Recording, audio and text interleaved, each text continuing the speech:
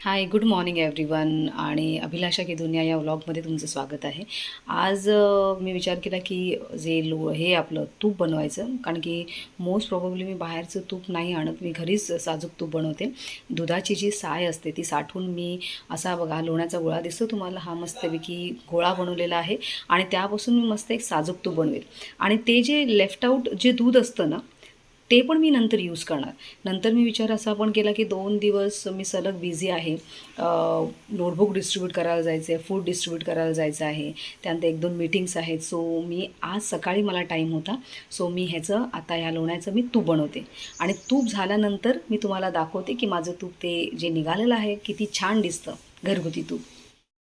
गॅसवर मी हा गोळा असा ठेवलेला आहे आणि आपण आता वेट करूया छान छान तूप कसं आणि कधी बनेल ते दाखवेल मी तुम्हाला. हा बघा मेल्ट व्हायला लागला आहे, कॅन यू सी. तो हे आधी मी तूप बनवलेलं एक डब्बा जो होता तो वापरायला काढला आहे मी, आणि आता हे नवीन जे तूप झालं आहे हे मी तूप ह्याच्यात टाकते.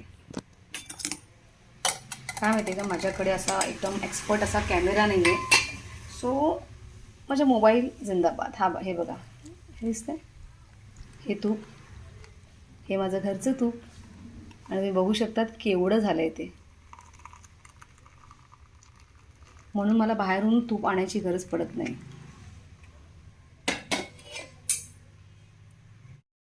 हा जो डब्बा आहे हा मी आधी बनवलेलं तूप आहे आणि आत्ता हे निघालेलं तूप आहे. सो आजचा ब्लॉग होता की आज मला काही काम होतं, सो मी घरी तूप बनवते.